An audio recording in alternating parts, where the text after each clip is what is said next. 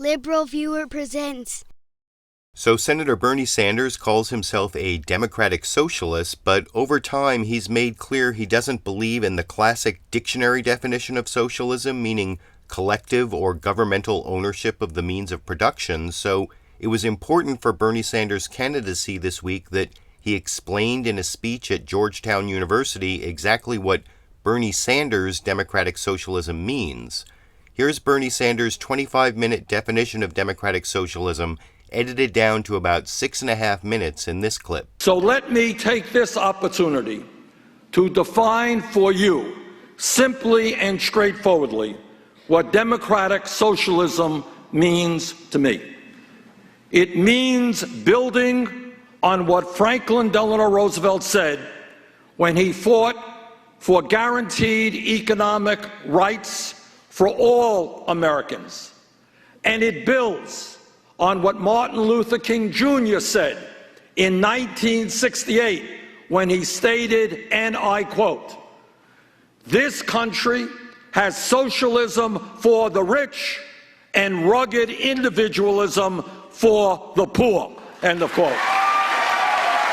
In other words, Wall Street used their wealth and power to get Congress to do their bidding for deregulation. And then, when Wall Street collapsed, they used their wealth and power to get bailed out. Quite a system. And then, to add insult to injury, we were told that not only were the banks too big to fail, we were told that the bankers were too big to jail.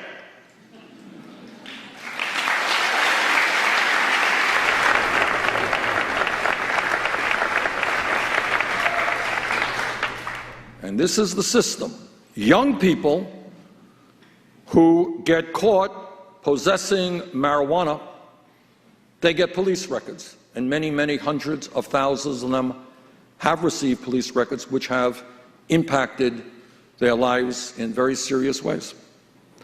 On the other hand, Wall Street CEOs who helped destroy the economy, they don't get police records.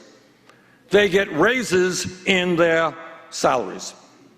And this is what Dr. Martin Luther King Jr. meant when he talked about socialism for the rich and rugged individualism for everyone else. In my view, it is time we had democratic socialism for working families, not just for Wall Street, billionaires, and large corporations. It means that we should not be providing welfare for corporations. It means that we should not be providing huge tax breaks for the wealthiest people in this country, or trade policies which boost corporate profits while they result in workers losing their jobs. It means that we create a government which works for all of the American people, not just powerful special interests. It means that economic rights must be an essential part of what America stands for. Among many other things, it means that health care should be a right of all people, not a privilege. When I talk about democratic socialism, what that means to me is that in the year 2015, a college degree today is equivalent to what a high school degree was 50 years ago. And what that means is that public education must today allow every person in this country who has the ability, the qualifications, and the desire, the right to go to a public college or university tuition-free. Democratic socialism means that our government does everything it can to create a full employment economy. It makes far more sense to me to put millions of people back to work rebuilding our crumbling infrastructure than to have a real unemployment rate of almost 10%. Democratic socialism means that if somebody works 40 hours a week, that person should not be living in poverty, that we must raise the minimum wage to a living wage, $15 an hour over the next several years.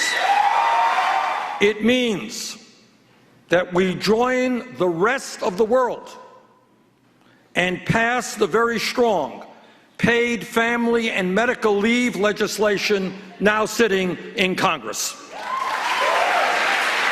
Democratic socialism, to me, means that we have government policy, strong government policy, which does not allow the greed and profiteering of the fossil fuel industry to destroy our environment and our planet.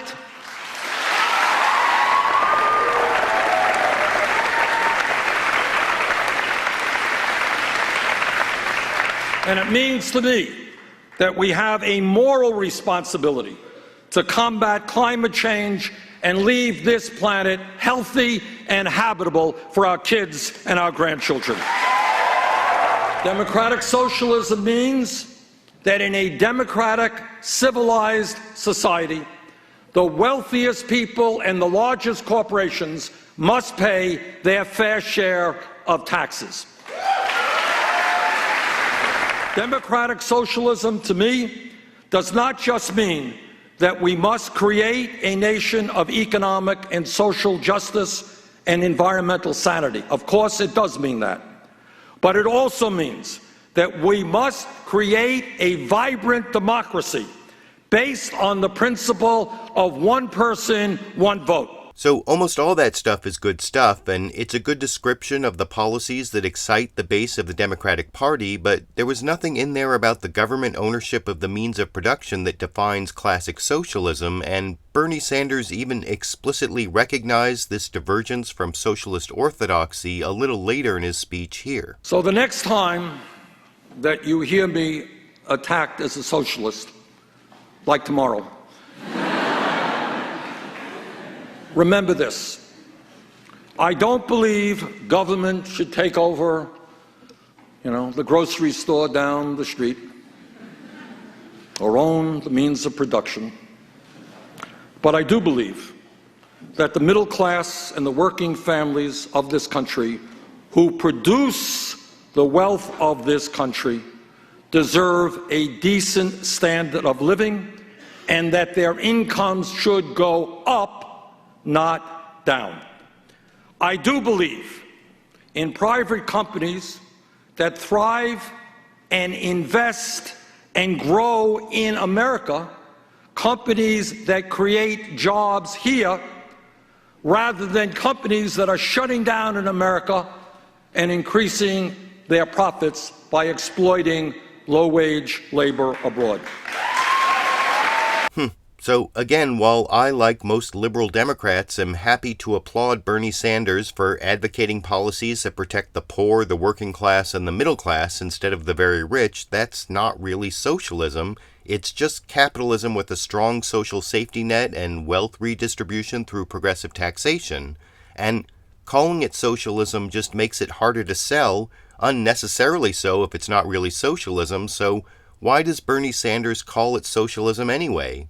Well, he addressed almost that exact question in the Q&A portion of his speech in this clip. Robert France, a freshman from Brooklyn, who specifically asked me to shout out Brooklyn right there, asks, why do you choose to identify as a socialist when it seems in your platforms you are more in the middle of the spectrum between capitalism and socialism? Well, Axel Kayak, a freshman from Paris, France, in the School of Foreign Service, says in France there's no problem with the word socialist, and considering myself a socialist, I feel like the cultural and historical pressure pushes you to call yourself a democratic socialist, although I can't see the difference between the two. So these two questions alone show some of the differences in how people view the word and you. I'm wondering if you would comment to that and maybe discuss that confusion and clarify it just a little bit. Okay, I think the reason that I have always, throughout my political career, going way back when I was mayor of Burlington, defined myself as a democratic socialist is that in fact is my vision. And my vision is not just making modest changes around the edge.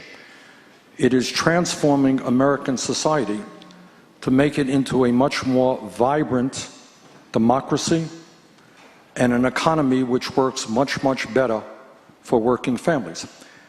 And by the word socialism, what is implicit in that to mean is that it is imperative that if we are serious about change, and a lot of people want change, but at the end of the day, real change does not take place unless we have the courage to take on the very powerful special interests that control our country.